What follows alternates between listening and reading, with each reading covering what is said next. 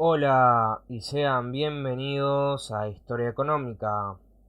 En el video de hoy voy a hablar de los ciclos económicos en la Unión Soviética.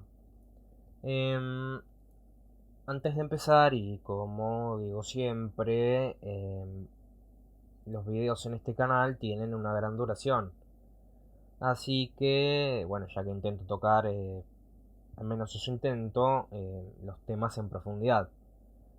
Así que si no tienen mucho tiempo o no pueden prestar mucha atención, bueno, siempre pueden ir pausando el video, ir mirando de a poco o, bueno, incluso, no sé, pueden buscar en el historial, fijarse y, bueno, el video se les pone en el lugar donde lo dejaron, ¿no? Dicho eso, y ahora sí, gracias a Dios, luego de mucho tiempo sin subir el video, veamos a manera de introducción, una manera más o menos simple, qué es esto del ciclo económico. Entonces tenemos que el ciclo económico son las fluctuaciones u oscilaciones que se producen en una economía en un periodo de tiempo dado.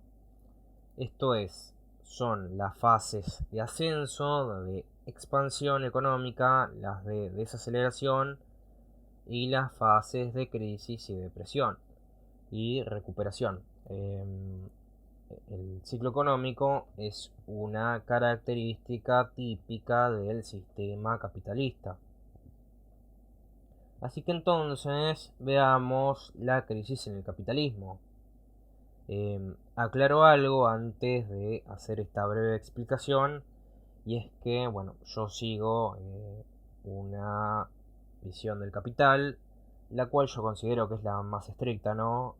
En cuanto a la explicación de las crisis económicas, como la dificultad del capitalismo para prever la demanda y la tendencia del sistema a producir sistemáticamente por encima de la demanda y no tanto, bueno, como hay otras visiones, ¿no?, de la crisis económica que pasan por los cambios en la composición del capital, y bueno, y esas cosas, ¿no? Sobre lo cual prefiero no opinar. Si no, este video tendría como 15 minutos más y no. Em, bueno, entonces tenemos que en el capitalismo tenemos una fase de expansión económica, de acumulación de capital, cambio tecnológico, y esto va a ser clave en las crisis económicas. Este cambio tecnológico concluye en una mayor productividad y en una mayor producción de bienes. Tengamos en cuenta acá que todas las empresas hacen esto mismo, o sea, compran tecnología nueva para seguir en la lucha competitiva, pero no todas las empresas lo hacen al mismo tiempo. Y esto también va a ser algo clave en las crisis económicas. Siguiendo con esto, bueno, estas mejoras tecnológicas que las empresas introducen generan una baja de precios y también tal vez una mejora en la calidad de los bienes. También aparece una tendencia creciente al endeudamiento en la fase alcista del ciclo para sostener esta dinámica. Esto es, hay una agudización de la competencia hasta que en algún punto los volúmenes producidos por las empresas, aclaración mediante, cada una de las empresas en el capitalismo actúa de manera independiente sin saber qué es lo que hacen las otras ni conocer cuál es la demanda, sino que son siempre estimaciones, ¿no? Bueno, esos volúmenes que se producen en algún momento ya no tienen nada que ver con la demanda, y bueno, hay sobrestocks y bajas de precios generalizadas, lo que genera disminución en las ganancias de las empresas, que empiezan a despedir trabajadores, quiebran, se achican, bueno, todo eso que ya sabemos. o sea, aparece una crisis económica. Entonces, uno podría esperar, si seguimos lo anterior, que en la Unión Soviética, al intentar hacer lo contrario, o sea, planificar la economía, la producción, la demanda, qué se produce, cuánto se produce, eh, por ejemplo, que en vez de que haya muchas empresas en un sector que compiten entre sí, que haya una sola, o que la producción de un producto esté prevista de antemano junto con los insumos que se utilizan para fabricar ese producto, o que ya directamente la introducción de nuevos productos esté pensada y planificada, entre otras cosas. Uno lo que podría esperar de esto es la eliminación de los ciclos económicos, o que estos sean mucho más uniformes. O sea, que pasaríamos, o sea, que se elimina directamente la posibilidad de crisis económica, y todo lo que habría serían fases de alto crecimiento, no sé, por ejemplo, impulsado por el alto precio de las materias primas, y fases de crecimiento moderado, pero siempre fases de crecimiento, y que este crecimiento, a diferencia de lo que por ejemplo sucede en el capitalismo, siempre tienda a mejorar la calidad de vida de la población, y que no sea meramente una ilusión estadística como a veces sucede en el capitalismo. Por ejemplo, no sé, bajan los salarios, entonces hay muchas más empresas dispuestas a encarar nuevos proyectos productivos. eh, entonces tenemos que la economía crece, los salarios bajan, vos vivís peor, pero después sale un liberal en la tele a decir, mirá cómo creció el PIB per cápita. Eh, bueno, pero en la Unión Soviética, lejos de ser así como acabo de explicar, lo que encontramos es un ciclo económico no capitalista mediado por el plan quinquenal, o sea que son ciclos de 4 o 5 años, donde lo que va a existir son años de mucho crecimiento, años de crisis, años de crecimiento bajo, años de crecimiento moderado. eh, Ahora, sobre esto vamos a ver un ejemplo. Bueno, sobre esta imagen, esto es una matriz de insumo producto. La puse nada más para poner algo. Les dejo una, ya que estoy, digo, una curiosidad. Es un poco un chiste también. Si alguno quiere enganchar a alguien que no sabe absolutamente nada de la planificación en la Unión Soviética, lo que la palabra clave que esta persona tiene que decir es matriz insumo producto, ya que en la Unión Soviética no se utilizaban las matrices insumo producto, sino que se utilizaba algo llamado balance de materiales. Así que si escuchan a alguien que habla de matriz insumo producto en la Unión Soviética, es que toca de oído. Ahora veamos algunos ejemplos de lo que expliqué hace algún momento. Bueno, acá tenemos dos tablas, una donde se ven la variación en el PBI per cápita del plan septenal, y también la del octavo plan quinquenal y años posteriores.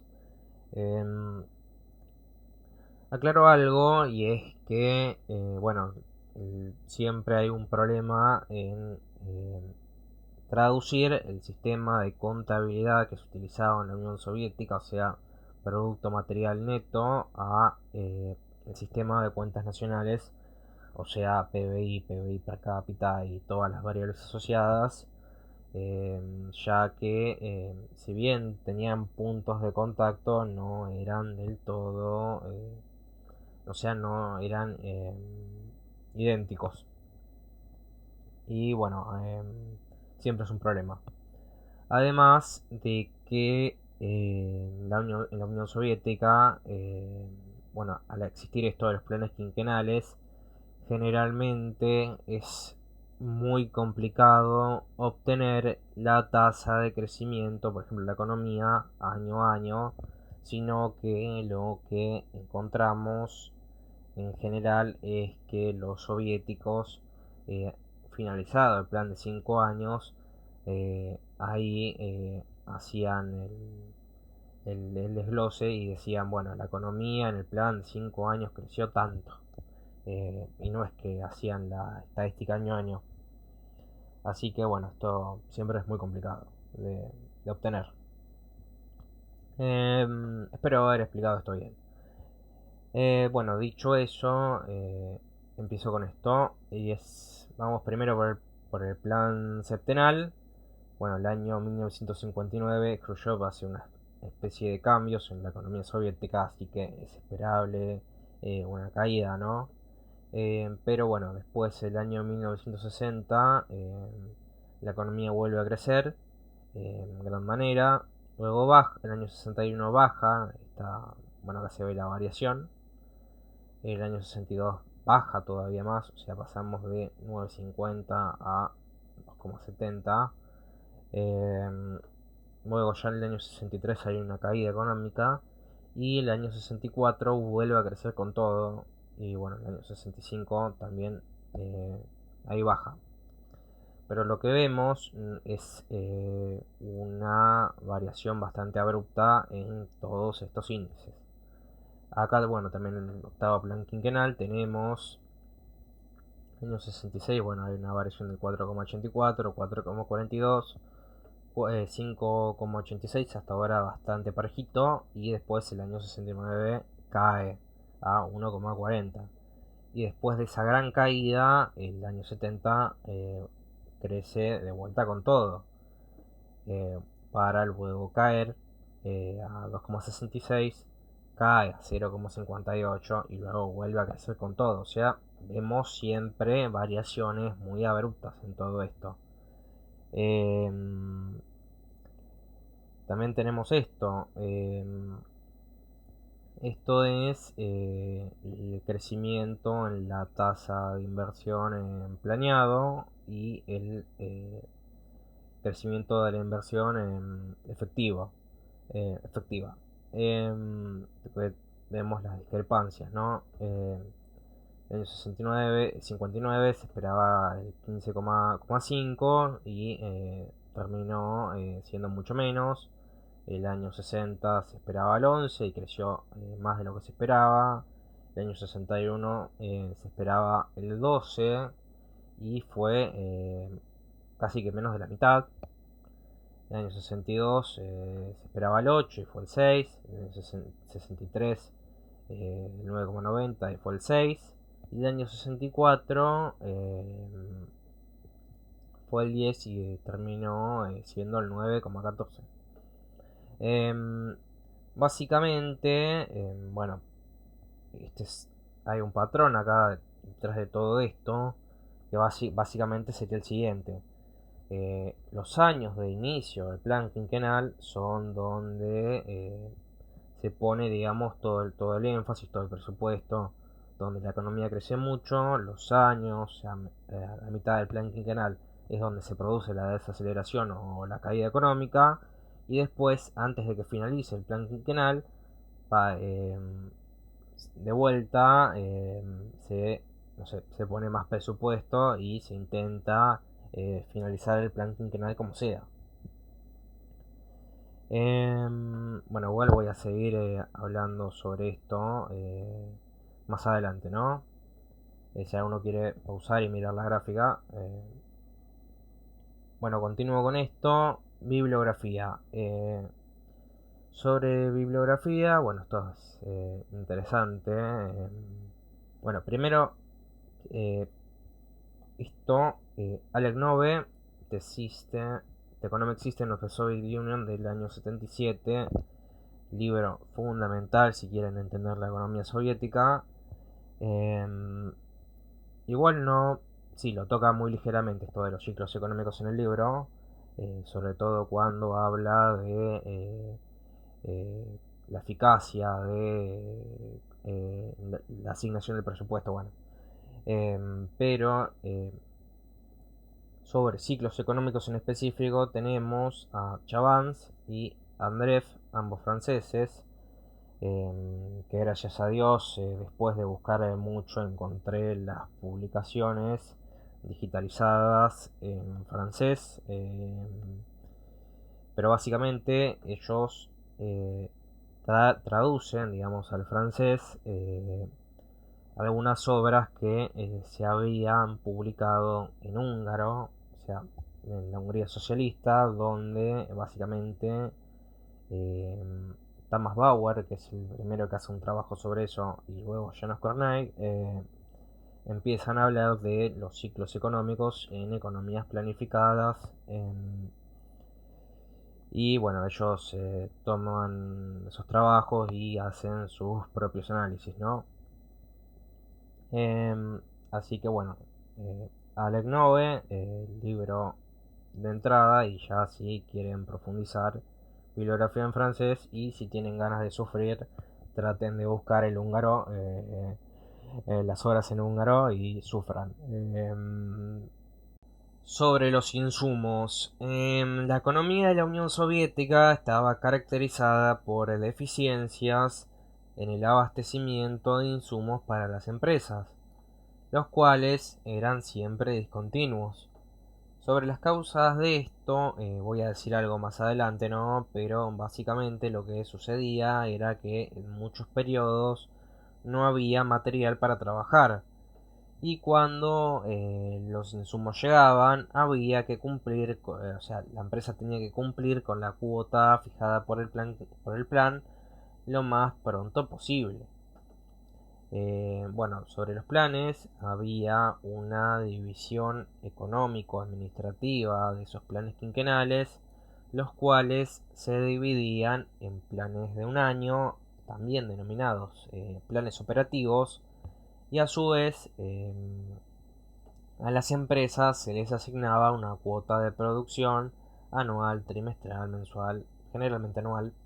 Em, bueno, esos planes quinquenales tan famosos eran algo de carácter muy general, y estos se decidían en el Soviet Supremo en conjunto con el Gosplan y los ministerios en colaboración con las empresas. Pero donde efectivamente sucedían las cosas era en los planes a un año. Allí era donde estaban desglosados el conjunto de los datos económicos, los productos que se tenían que producir, los insumos, los objetivos de producción y todo lo demás. Esto sucedía debido a que en una economía tan grande era muy difícil optimizar un plan económico para 5 años. Pensemos que bueno, en esa época era todo cálculo manual, y es más, ni siquiera había la matemática para poder hacer eso, aunque sea de manera teórica.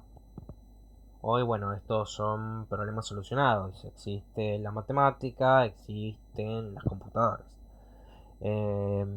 Y bueno, por eso en la práctica se trabajaba con planes a un año, y aún así muchas veces esos planes a un año tenían deficiencias.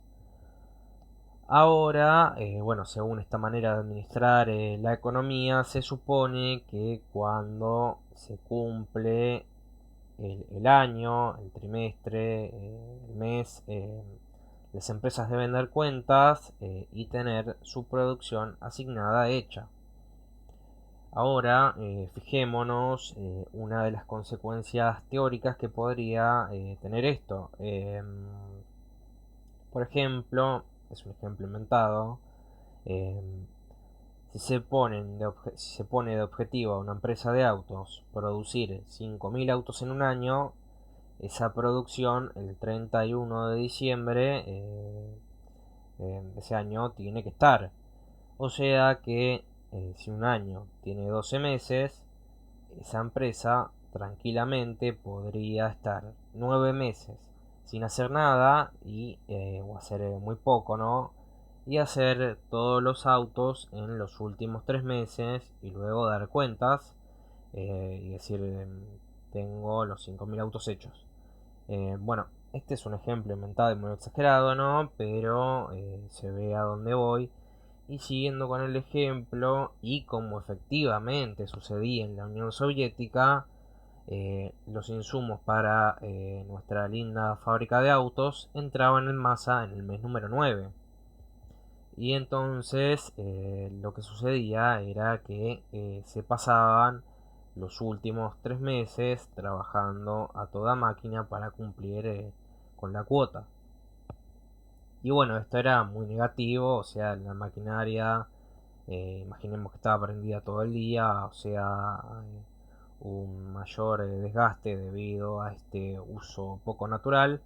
Se pagaban horas extras a los empleados, siendo que no había necesidad de hacer eso si las cosas se hacían bien. Y encima, para pagar esas horas extras, muchas veces se pedía un crédito al Estado. Y además, esa fábrica de autos tenía que tener una especie de stock de empleados por las dudas, solo para ser usados en esos últimos 3 meses, que es cuando llegaban los insumos. O sea que, y bueno, para tener un stock de empleados, generalmente se tenía en una economía de pleno empleo como era la Unión Soviética, se tenían que pagar salarios más altos que las otras empresas, o sea que había una dinámica alcista de los salarios siempre. Bueno, en esta escasez de insumos, y estas eran especificidades de la economía soviética, de una economía planificada de esa época, era que las empresas siempre pedían la mayor cantidad de insumos posibles, ya que los directores tenían miedo a la escasez y querían estar asegurados ante cualquier contingencia. Em, y bueno, también por el deficiente control del Gosplan sobre las empresas. O sea, no era que las empresas podían mandar fruta y decir al Gosplan, sí, mira, yo uso tantos insumos y nadie controlaba nada. O sea, la gente del Gosplan lo que hacía era sacar la cuenta de cuántos insumos en promedio podría necesitar una empresa en un sector X de la economía. O sea, sacaban el mínimo, el máximo bueno, el promedio. Y, pero lo que generalmente sucedía es que siempre en esa escala terminaban dando el máximo. Em, bueno, también hay que pensar que había muchos miles de empresas que los planificadores tenían que controlar, y bueno, eso era muy difícil, ¿no? Pero no quiero entrar mucho en esto. Ya saldrá otro video sobre planificación el año que viene, si Dios quiere, ¿no? Esperemos. Ahora pasamos a esto: incrementalismo. Bueno, derivado de esta división de los planes quinquenales en planes operativos. Uy, pasó un auto. Bueno, dada esta dificultad que había para planificar adecuadamente la economía, la Unión Soviética optó por un sistema por el cual si en un año se producía, no sé, X cantidad de un bien, por ejemplo, el ejemplo anterior eran 5.000 autos, el próximo año había que producir eso y un poco más, o subir un poco la calidad. A esto un economista llamado Graciano, de lengua hispana, ¿no? Lo llamó incrementalismo. Eh, este sistema estaría instrumentalizado por los planes a un año y los balances materiales con los cuales se elaboran en esos planes a un año. Esto, según Graciano, era un sistema muy básico, muy tosco, que si bien fue muy útil, sobre todo en los comienzos, en el primer y segundo plan quinquenal, pronto empezaría a mostrar las consecuencias negativas que tenía esta metodología. La principal y más obvia consecuencia negativa que tenía esto era la primacía de la cantidad sobre la calidad o los costos. Bueno, esto de producir siempre un poquito más que el año anterior, ¿no? Em, por ejemplo, una conclusión, eh, para hacer un ejemplo de esto, ¿no? Una conclusión que podríamos sacar es que si hay un plan anual y la meta es producir 1000 autos en un año y hay una fábrica que produce 500 autos, entonces lo que hay que hacer es crear otra fábrica que también produzca 500 autos y entonces así producir 1000 autos con esa misma tecnología probada que ya existe, ¿no? Pero entonces tenemos que para producir esos 1000 autos hay que hacer un doble gasto de insumos, un doble gasto de electricidad, de mano de obra y todo lo que eso conlleva, en vez de hacer, bueno, que esa fábrica de 500 autos pase a producir esos 1000 autos cambiando la tecnología. Básicamente este sistema induce a esa lógica. Pero obviamente eso es muy ineficiente. Este sistema no premia el cambio tecnológico y es más, esto opino yo, diría que lo desalienta y que eh, induce a los planificadores a un cambio tecnológico discontinuo y generalizado. Esto es sustituir la tecnología vieja por la nueva en todas las fábricas al mismo tiempo. Eh, de lo contrario, los valores con los que tendrían que trabajar los planificadores no serían homogéneos y no se podría planificar bien la producción. O sea que en vez de ir cambiando la tecnología de a poquito, según las necesidades de cada unidad de producción, de manera progresiva, ¿no? Lo que tenemos es que siempre se tiene que cambiar la tecnología de todas las fábricas, de todo el sector productivo al mismo tiempo. Em, y bueno, ir cambiando la tecnología de a poco no es algo propio del crecimiento intensivo, que es hacia donde siempre se tendría que ir. Em, entonces, básicamente, derivado de esta lógica, tenemos que el crecimiento en la Unión Soviética no va a ser intensivo, sino va a ser un crecimiento extensivo.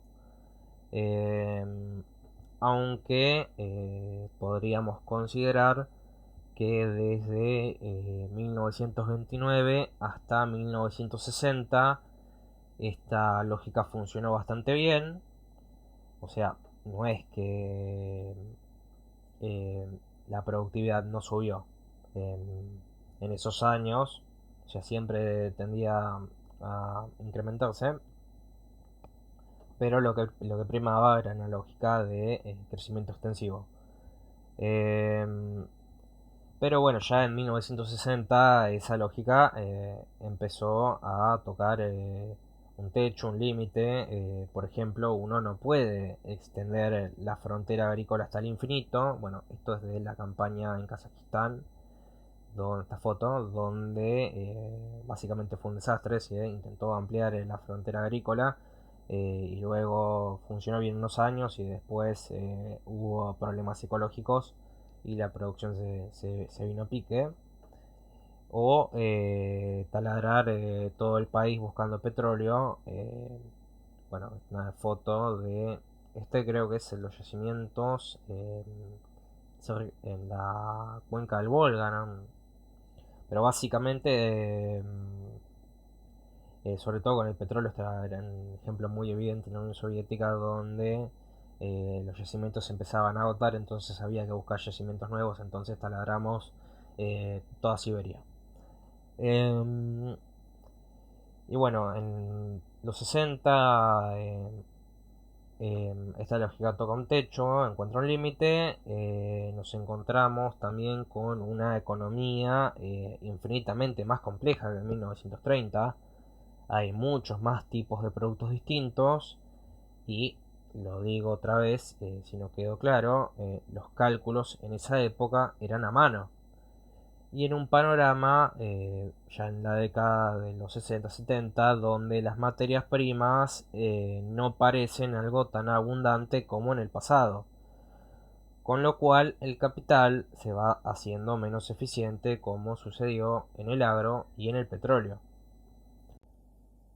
Además, la burocracia del Estado ayudaba con su granito de arena a acrecentar todos estos problemas económicos. Por ejemplo, los directores de las empresas no querían frenar la producción para introducir maquinaria más nueva, sí, ya que bueno, tenían que cumplir con una cuota y meter en su empresa una tecnología desconocida, la cual no saben muy bien si anda o no, o si necesita tiempo hasta que adquiere plena eficiencia, o también, no sé, entrenar a la mano de obra para usar esa maquinaria más nueva. Los directores de las empresas no querían saber absolutamente nada con esto.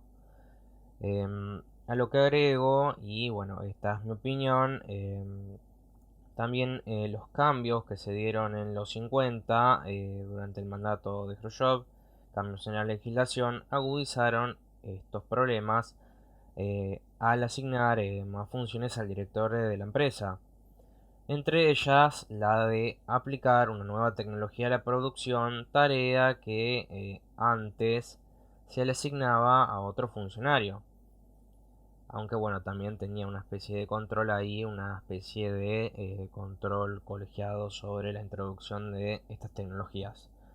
Em, y bueno, pero con esto, ahora los directores van a poder aplazar, eh, dentro de algunos límites, ¿no? Eh, este proceso de introducir una nueva maquinaria en su empresa y a su vez manejar la totalidad de los datos de la empresa a discreción. Obviamente hay un control del Gosplan, pero con estas medidas ese control se va debilitando.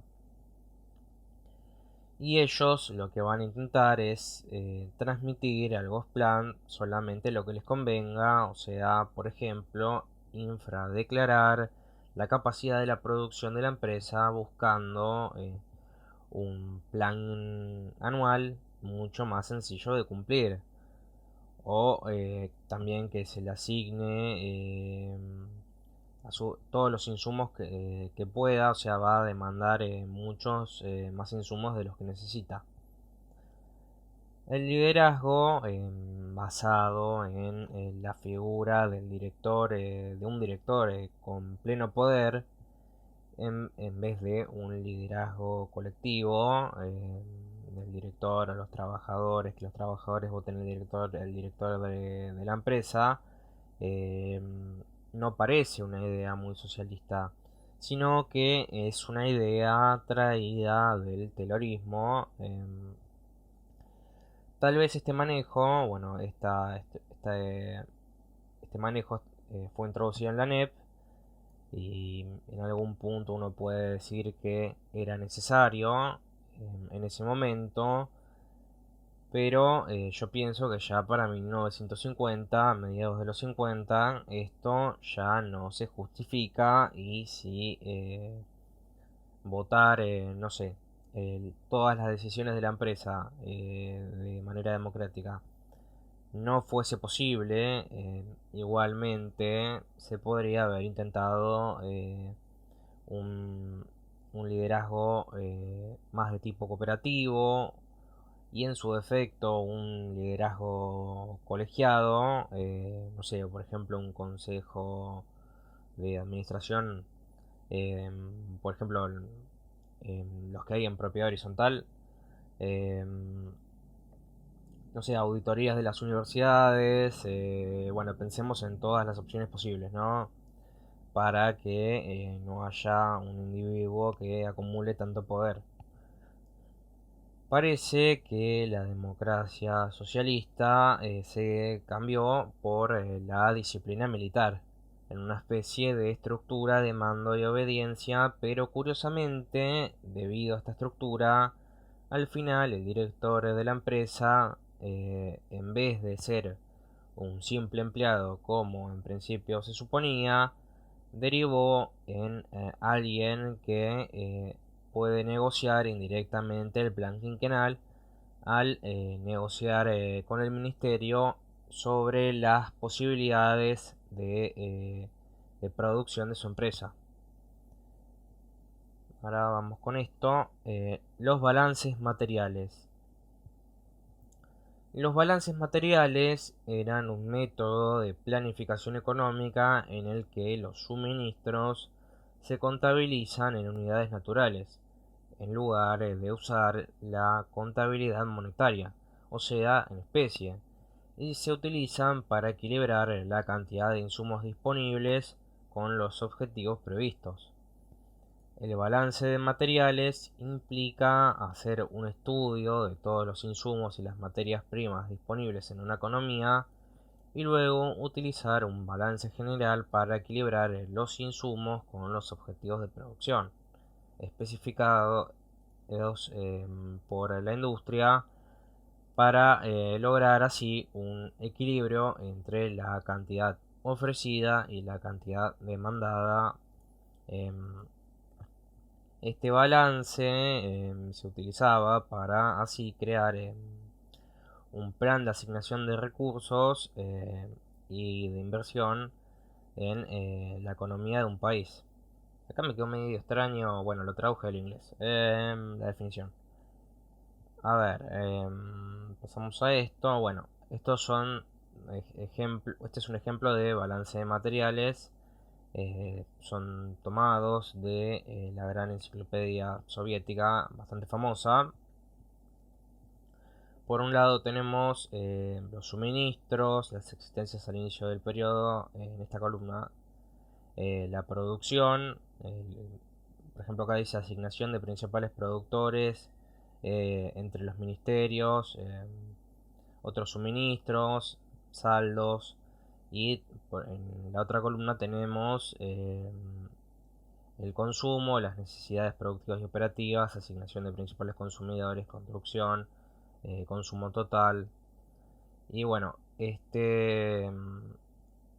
acá están las fórmulas para poder calcular la producción futura. Bueno, está acá diagramado. O sea, la producción del año que viene sería. También tenemos, también decir que como principio general la producción en la Unión Soviética se hacía en especie y en muy pocos casos en dinero, cuando hacer esto de contabilizar en especie era muy difícil. El Gosplan no controlaba todos los balances materiales, sino solamente los principales, los fundamentales para el funcionamiento de la economía y sobre todo los insumos industriales. La funcionalidad y eficiencia de este método fue decayendo con el tiempo. Muchos de estos bienes empezaron a ser cada vez más planificados por otras agencias estatales e incluso agencias regionales de cada país dentro de la Unión, las cuales cada vez más fueron ganando peso con el tiempo. Macrobalanceo y cálculo económico. Voy a explicar esto con un ejemplo. Supongamos que hay una empresa que produce 500 autos en un año de un modelo en específico. Pero esta empresa tiene pensado producir el próximo año 1200 autos. Em, Esta empresa entonces deberá calcular los insumos necesarios para aumentar su producción a 1200 autos. Tendrá que calcular los insumos de piezas de acero, los neumáticos, el vidrio, los plásticos, entre otras piezas, ¿no? Hasta ahí es bastante fácil. Pero en una economía planificada todo es mucho más complejo. No es la empresa en una economía planificada la que hace este cálculo, sino los planificadores. Y a su vez, estos planificadores no solamente van a tener que calcular los insumos que se necesitan para producir esos 1200 autos, sino que también van a tener que calcular los insumos de los insumos. Van a tener que calcular el incremento, por ejemplo, el incremento necesario en los insumos para producir esas piezas de acero que ese auto va a utilizar. Y a su vez, eh, esos insumos que se utilizan para las piezas de acero van a tener que calcular los insumos de los insumos. Esto evidentemente no es algo muy sencillo de hacer. Ahora también pensemos que es la economía en su conjunto la que tiene que crecer, no solamente una empresa de autos, sino que todas las empresas que haya en el país tienen que aumentar su producción simultáneamente. Es decir, ese procedimiento que hicimos para, digamos, el sector empresa de autos, calcular los insumos de los insumos de los insumos, lo vamos a tener que hacer a todo el conjunto de la economía, a todos los bienes. Y esto en la Unión Soviética se hacía a mano, eh, lo cual, bueno, ya se pueden imaginar que había algunos problemas con eso. Y bueno, con miras a que ese cálculo se hace en miras de que todo quede equilibrado. Esto sería macro balancear. Tenemos esto. Bueno, este es un balance de materiales general para toda la economía simplificado. Bueno, está en inglés. Acá pueden ver algunos de los insumos industriales principales y acá en esta sección las industrias que los consumen. Bueno, por ejemplo acá tenemos carbón, está medido en cientos de miles creo. Acá nos indica agricultura y productos alimenticios, bueno, 5.550. Acá tenemos textiles creo y nos dice 6.230. Bueno, acá tenemos cobre y nos indica cuánto cobre consume cada una de estas industrias. Acá, por ejemplo, tenemos petróleo, energía eléctrica, kilowatts hora, ¿no? Y bueno, acá también tenemos mano de obra, que nos indica cuánto consume más o menos cada industria.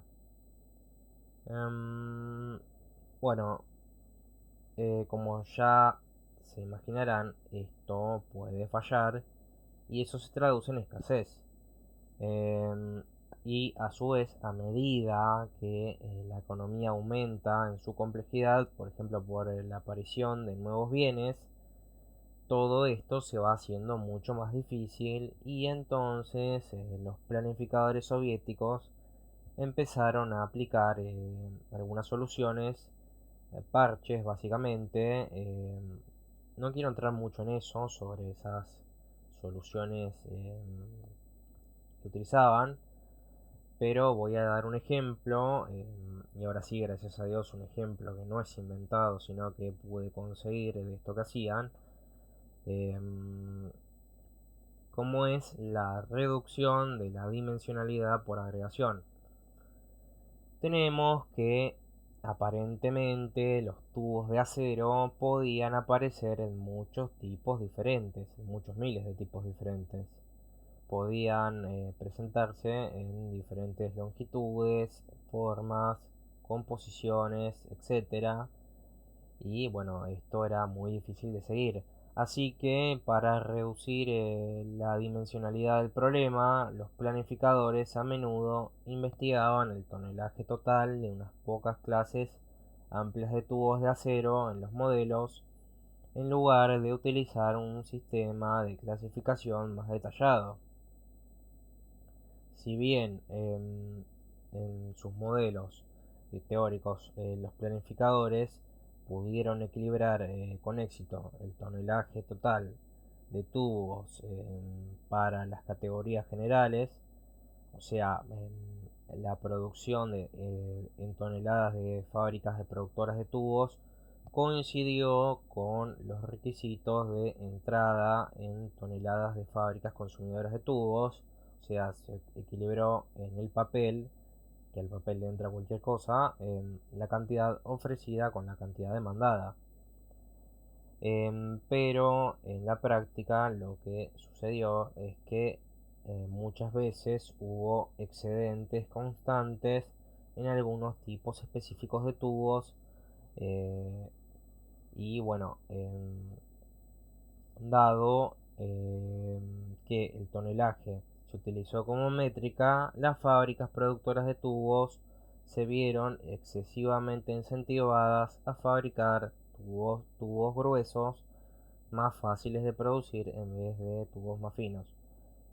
Y en conclusión, los tubos delgados siempre escasearon. Ahora sí, podemos eh, empezar con el ciclo económico soviético. El ciclo económico en la Unión Soviética estaba intrínsecamente ligado a los planes quinquenales.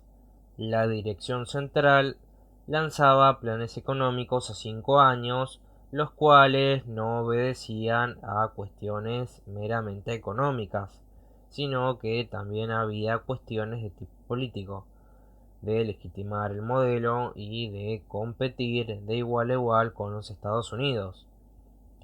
Por ejemplo, de esto se deriva que el sector militar haya tenido el presupuesto que tenía, que era muchísimo, aún en perjuicio de la economía.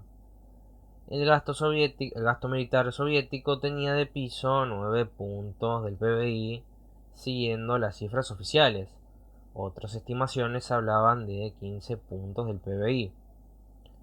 Los ministerios en el planeamiento de la economía tenían un gran peso, ya que en la elaboración del plan ellos trasladaban sus propias pretensiones y las de sus empresas.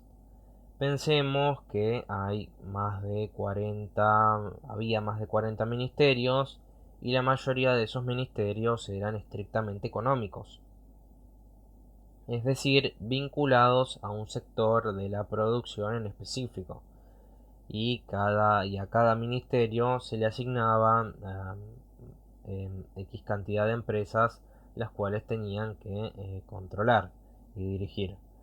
Em, entonces tenemos que a mayor cantidad de empresas, mayor era el poder político de un ministro. El poder político en la Unión Soviética estaba atravesado por el poder de control de los medios de producción del cual el burócrata estatal disponga. Y también en un segundo nivel de análisis se puede distinguir que según el tipo de medios de producción que controle este ministro, su peso en la política será distinto, y también el de los directores bajo su mando. No era lo mismo en la Unión Soviética ser el director de una fábrica de tubos de acero que el director de una fábrica de zapatos. No era lo mismo comandar un ministerio en la industria pesada que un ministerio en la industria de bienes de consumo. Hay acá una idea, una dinámica por la cual el ministro busca expandir su poder expandiendo su ministerio todo lo posible, y también el director de la empresa tratando de expandir su empresa todo lo posible. Por lo que la lógica imperante en este modelo va a ser el inmovilismo, a no tomar riesgos, a hacer lo que uno ya sabe que funciona y cuidar el puesto.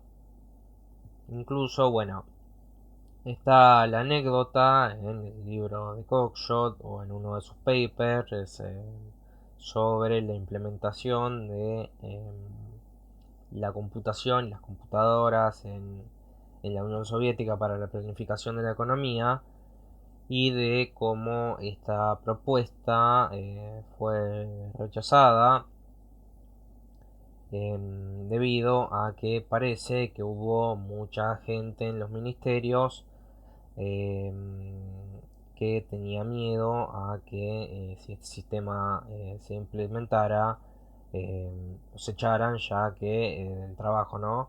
Ya que no iban a ser más necesarios, iban a ser cambiados por una computadora. Bueno, eso entre otras causas, está en el libro de Cockshott, por ejemplo, no sé, que era muy caro implementar este sistema.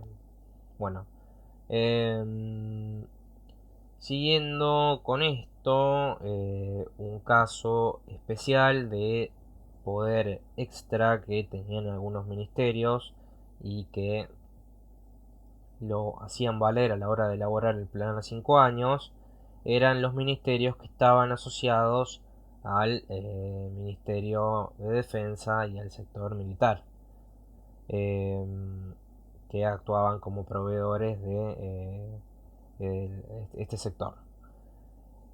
En conclusión, y al menos para mí, en la Unión Soviética coexistían como objetivos lograr el socialismo, mejorar la calidad de vida de la población, y esto coexistía con intereses individuales y sectoriales, los cuales dependían de mejorar la calidad de vida de la población para legitimar el sistema y asegurar su expansión.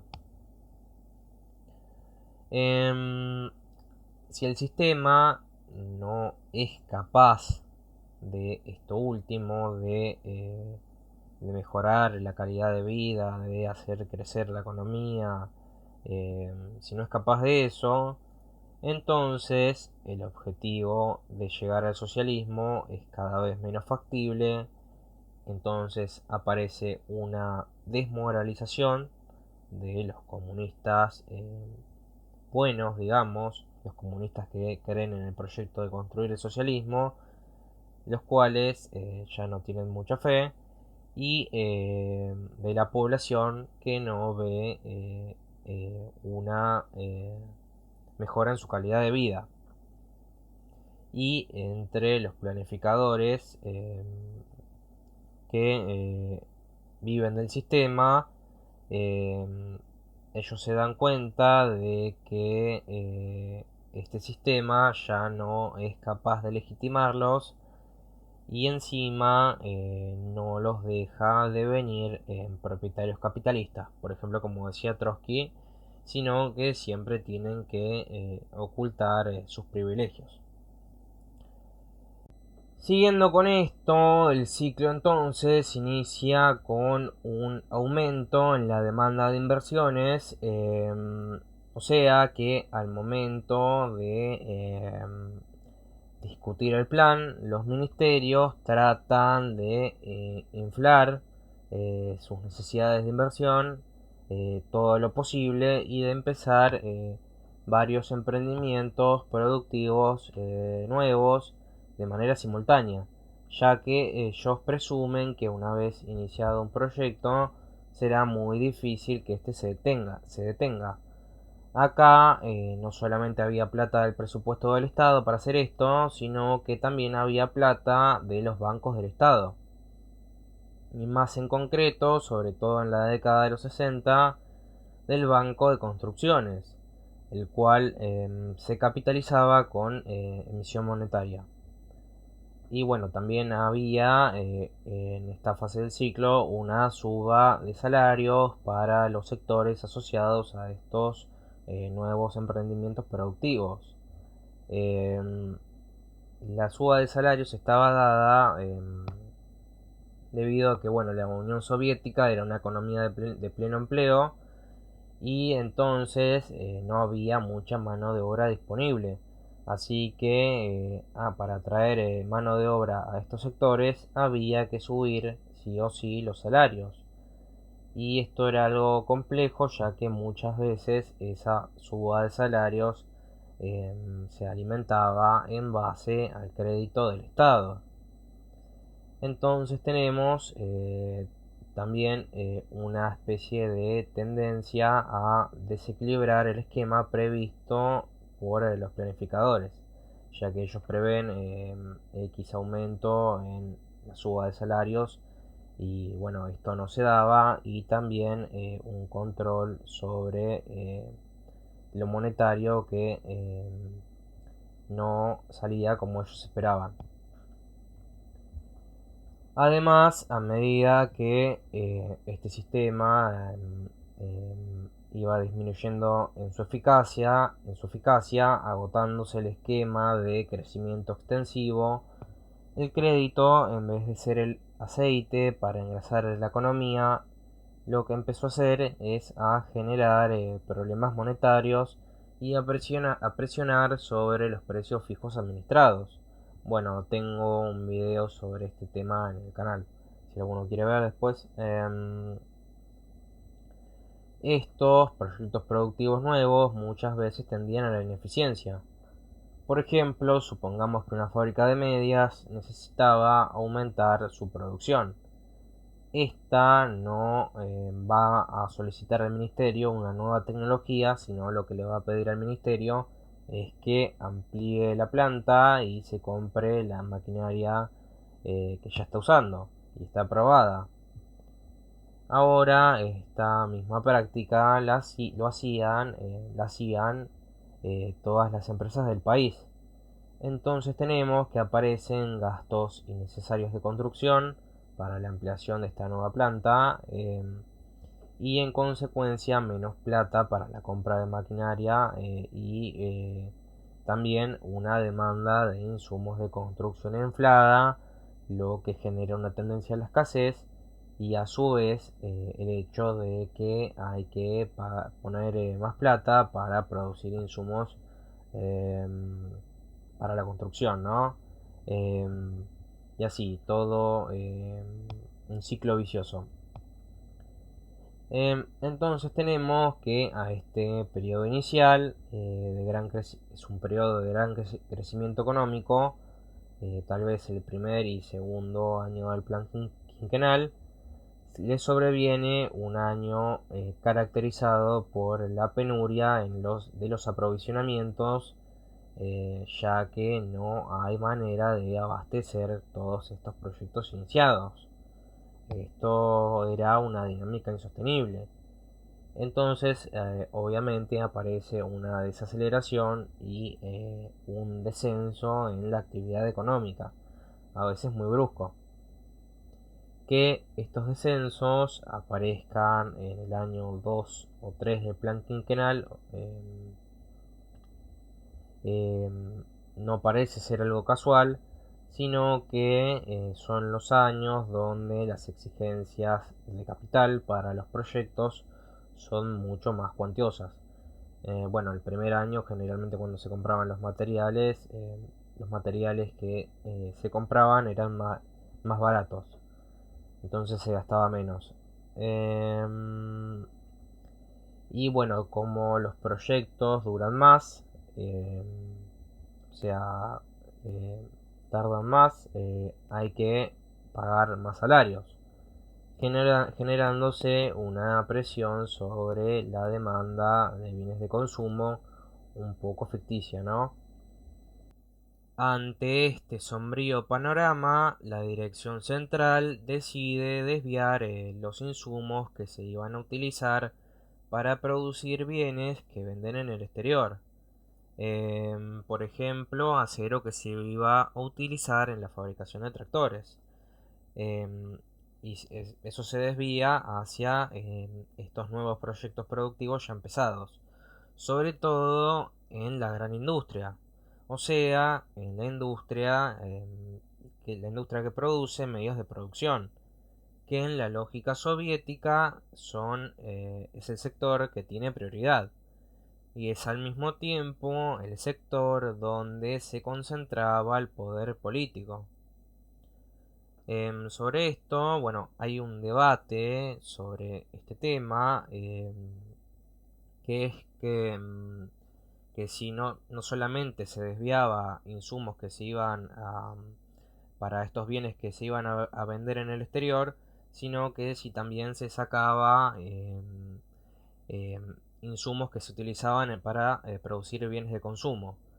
Hay algunas explicaciones que dicen no, de donde sacaban insumos era de la industria de bienes de consumo, y hay otra explicación que dice que principalmente sacaban insumos de los bienes que se iban a vender en el exterior. Yo adhiero a la primera explicación, que es la que di hace un momento, y pienso que la escasez de bienes de consumo en los años 70, en los años 80, es más un fenómeno monetario que la consecuencia en los cambios en la asignación de insumos. Aunque obviamente de manera indirecta tiene que ver el ciclo económico en todo esto, ¿no? Pero no quiero entrar mucho en ese debate. Em, Todo esto nos da que la escasez es el límite que se les impone a los planificadores. Es un ciclo de inversión y de escasez, como destacó el economista húngaro János Kornai. Em, por ejemplo, sobre lo que hablé un momento, esto de legitimación, este economista, según su biografía, había empezado leyendo El Capital y, de producto de lo mal que se vivía en una Hungría socialista, abandonó el marxismo y pegó un giro hacia la heterodoxia y después un poco hacia la derecha.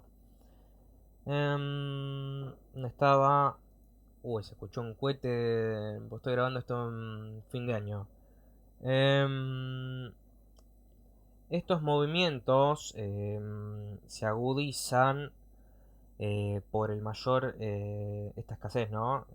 Por el mayor poder de compra creado en estos proyectos que no se completan. Esto, como es evidente, genera descontento social. Pero bueno, para que la situación no se ponga pesada y no haya levantamientos o algo así debido a la escasez, por ejemplo, como sucedió en un momento en Polonia, el Estado puede paliar la situación, por ejemplo, comprando bienes de consumo en el exterior en primer lugar, y de manera subsidiaria insumos. Y bueno, depende al autor que se siga impulsar a nivel político la compra masiva de bienes de capital occidentales. Aunque bueno, yo no lo tengo muy claro.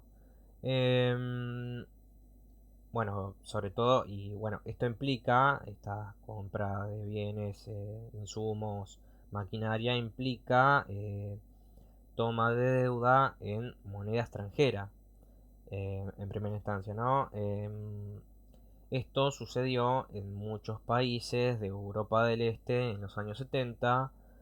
Y bueno, lo otro que sucedía, sobre todo en el caso de la Unión Soviética, es la venta del stock de oro en el Banco Central, generando así tensiones inflacionarias, siendo que para mí el oro es el sostén de la moneda. Al menos esa es mi visión y es la que he dado en este canal. Bueno, sumado a la presión inflacionaria que se genera por la escasez de bienes de consumo. Además de que todo esto alimenta otra clase de desequilibrios. Por ejemplo, se plasmaba en el aumento de la economía en negro y de la economía no estatal tolerada, que es la economía cooperativa, la que produce productos alimenticios. Si la situación se volvía crítica, el centro lo que hacía era frenar las inversiones quedando una gran cantidad de construcciones sin acabar. A finales de los 60, este problema, el de tener una gran cantidad de capital inmovilizado en construcciones sin acabar, fue adquiriendo bastante peso, y la tendencia al envejecimiento de los equipos, las instalaciones y toda la infraestructura se volvía una tendencia cada vez más agresiva y más significativa. Em, También hay que tener en cuenta acá que había una economía de pleno empleo absoluto, así que había una gran dificultad para trasladar mano de obra de un sector al otro. Y mucha atención acá de lo que voy a decir. Incluso a mí me costó entender esto, incluso al escribir el guión de este video me costó.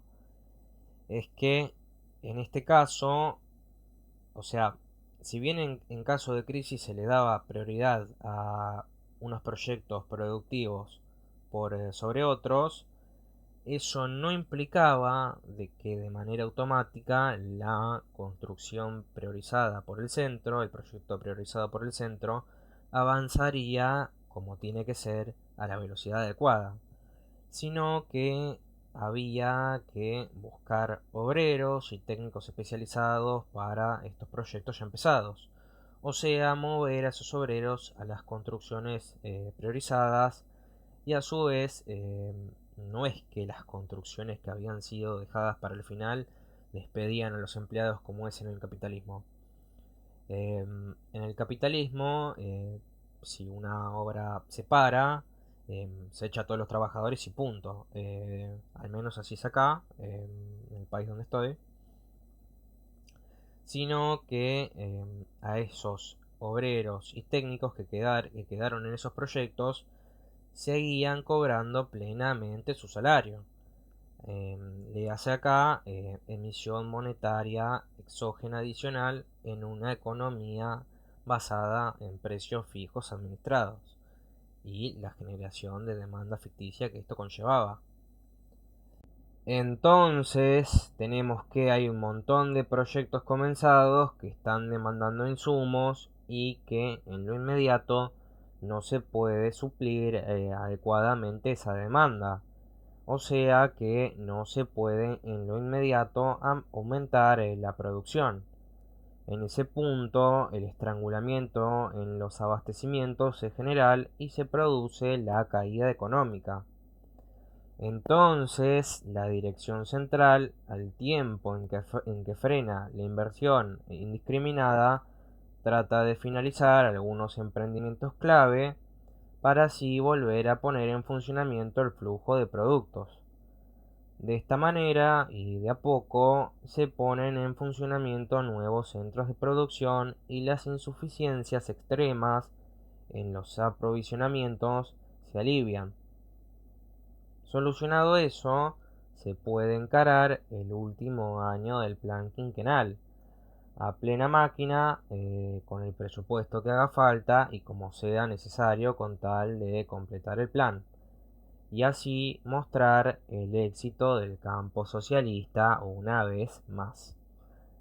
Ahora vamos a esto, el problema en números. Bueno, esto es para traer algunos números sobre la ineficiencia de estos proyectos productivos y la ineficiencia que tenían estos planes que se lanzaban. Por ejemplo, acá tenemos algo que dijo Gorbachev en el año 85, bueno, acá no lo puse.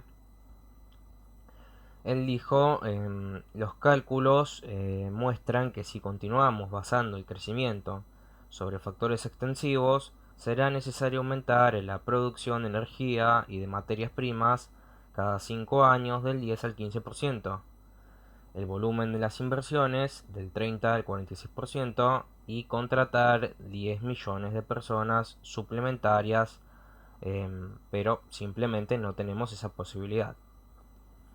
También, bueno, acá tenemos algunos datos sobre las obras sin acabar. tenemos que entre 1971 y 1975 había obras inacabadas por valor de 33.000 millones de rublos, y entre 1976 y 1980 por 46.000 millones. Sobre la imposibilidad de calcular bien, ¿qué quiero decir con esto? Bueno, dada el excesivo tiempo que estaban estas obras sin finalizar, donde los plazos de construcción, que se suponía que tenían que ser creo que de 3 o 5 años, se extendían 7, 8, 9, 10, incluso hubo algún caso de hasta 20 años que se extendió la obra.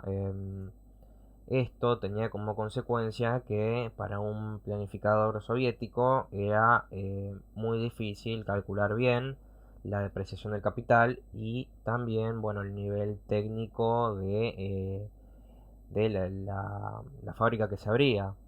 Pensemos que, por ejemplo, una maquinaria para esta fábrica que había sido comprada en 1971, si el plazo, si la obra finalizaba en 1980, había que volver a calcular todo esto. Además, a estos plazos de construcción para la finalización de la obra hay que pensar que hay un año, año y medio, 2 años, hasta que esta planta se pone en funcionamiento. Así que bueno, medir el progreso técnico, el avance tecnológico y si había que comprar maquinaria nueva, se hacía mucho más difícil. Ahora vamos a la conclusión. Bueno, yo de todo esto concluyo que en una futura sociedad socialista o en camino al socialismo, para una planificación económica exitosa debe coexistir tanto un elemento democrático como un elemento que yo llamo técnico e institucional adecuados. Por un lado, no alcanza con simplemente plantear democracia, sino que hay que estudiar los problemas y sus posibles soluciones en caso de que los problemas económicos o los problemas que pueda haber en un país dado, y qué soluciones se podrían implementar en caso de una toma del poder. Unas soluciones inmediatas, ¿no? Esas soluciones no van a aparecer por generación espontánea, pero esto también se debe conciliar con que haya gente que plantee soluciones a los problemas. Eso se debe conciliar con que de eso no se derive en la sustitución de los trabajadores por un grupo de iluminados que saben lo que les conviene a los trabajadores o al país, y que bueno, ya saben qué van a hacer con el país de acá a 50 años. No le preguntaron a los trabajadores, no le preguntaron a nadie. Bueno, hay mucha gente en este país que con tal de no ser trotskista, salta a esta última posición. Y bueno, yo creo que están equivocados, que eso tiene una deriva autoritaria, o peor aún, es que saben que tiene una deriva autoritaria y no les interesa. Em, Hay mucha gente que creo que tendría que hacer un acto de sinceridad con sus convicciones políticas y empezar a poner la cara. Cuestiones como si la democracia es algo fundamental en el socialismo o solamente es un accesorio, o lo podemos aplazar la democracia en las fábricas, en la sociedad, hasta el infinito, hasta que, no sé, el socialismo esté maduro, hasta que las condiciones están dadas, aplazar hasta el infinito. O también cuestiones como si lograr una economía planificada es un objetivo concreto, o si es algo aspiracional, cómo tendría que ser, cómo llegar ahí, o si en los hechos, como no sé, el socialismo mundial es imposible. Al menos por ahora, lo único que podemos hacer es una especie de NEF, o un modelo chino más extremo, o hubo también cuestiones